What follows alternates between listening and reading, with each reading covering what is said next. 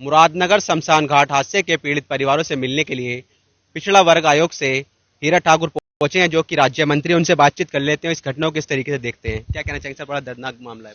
जी, ये तो यहाँ पे घटना स्थल को देखने के बाद मुझे ऐसा लगता है कि ये निर्माण क्या किया गया, ये तो खाली एक ढांचा झूठा तैयार करके और खड़ा किया गया। ऐसा गिरा है जैसा लग रहा है कि इसमें न तो गिट्टी है और न तो इसमें सीमेंट है, इसमें पूरा का पूरा मिट्टी है।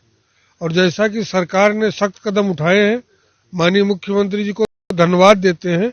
उनकी संपत्ति से तो जहां तक वसूली हो, साथ में उनके साथ और जितनी भी कड़ी कार्रवाई की जा सकती वो की जाए, क्योंकि ये इससे बड़ी क्रूरता और इससे बड़ा घिनौना काम नहीं हो सकता है।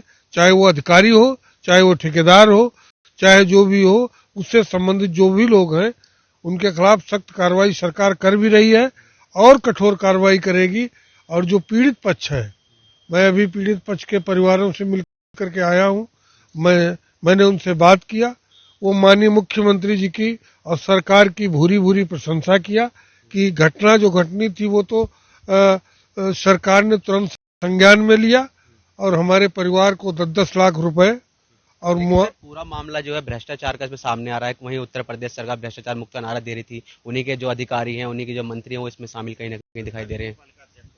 मैं अभी पहले मैं अपनी बात कह लूं तो जो पीड़ित पक्ष है उसने सरकार के पक्ष को सराहना किया, मुख्यमंत्री जी के जो कार्रवाई कर रहे हैं उसकी भी सराहना किया।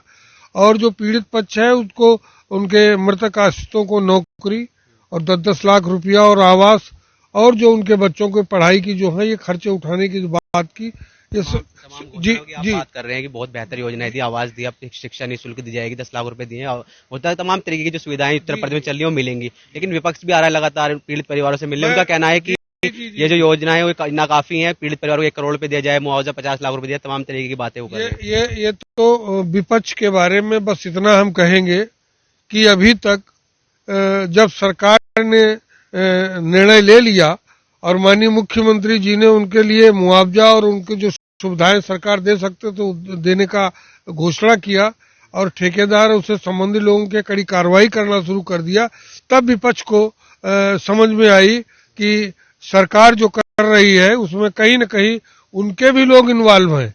राज्य मंत्री जी, इस पूरे मामले को लेकर एक ऐसे गवाह भी निकलकर सामने आए जिन्होंने 6 महीने पहले निर्माण कार्य की जिसमें घटिया सामग्री इस्तेमाल की जा रही, उसकी कंप्लेंट की थी, लेकिन कार्रवाई नहीं हुई। जो कार्रवाई नहीं हुई है, जिन लोगों ने ऐसे घिनौने काम किए हैं, आप देख रहे हो उनके खिलाफ कार्रवाई की जा रही है, उनकी संपत्ति कुर्क की जा रही है, उनको जेल भेजा जा रहा है किसी कीमत पे, चाहे वो कितना भी बड़ा आदमी हो, चाहे वो कितना राजनीतिक संरक्षण मिलता हो। ये सरकार है योगी जी की और मोदी जी की, भ्रष्टाचार को कतई समूह नष्ट किया जाएगा, जो करने वाला है उसको भी बख्शा नहीं जाएगा। निश्चित तौर से जो आप प्रार्थना पत्र की बार बार बात कर रहे हो, चूंकि मेरे संज्ञान में नहीं है, अगर ये संज्ञान में जो ही आएगी सरकार उस पर भी गंभीरता से कार्रवाई करेगी। निश्चित तौर से जो विपक्ष राजनीति कर रहा है इस पर मामले पर, निश्चित विपक्ष राजनीति कर रहा है और आप बराबर देख रहे हैं जब से सरकार बनी है, सरकार को नीचा दिखाने के लिए वो कहीं न कहीं षड्यंत्र करते रहते हैं। जबकि आज योगी जी की सरकार में जो भी अपराधी है, चाहे वो इस भ्रष्टाचार से जुड़े हों, चाहे वो जनता के साथ पीड़न करते हो, उनके खिलाफ कड़ी कार्रवाई भी हो रही है, उनकी संपत्ति भी कुर्क की जा रही।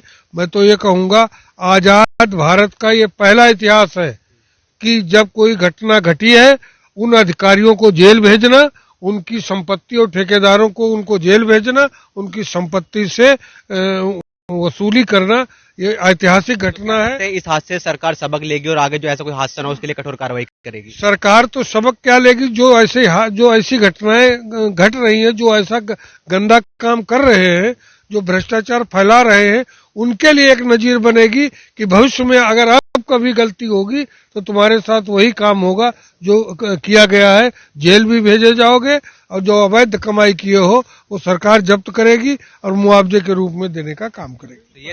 ये हमारे साथ पिछड़ा वर्ग आयोग के राज्य मंत्री हीरा ठाकुर, जिन्होंने इस पूरे मामले पर मुख्यमंत्री द्वारा की जा रही कार्रवाई संतुष्टि जताई है। इसके साथ इनका कहना है कि आरोपियों के खिलाफ और भी सख्त कार्रवाई की जाएगी जिससे कि एक नजीर साबित हो सके। वसीम अहमद, ETV भारत, गाजियाबाद।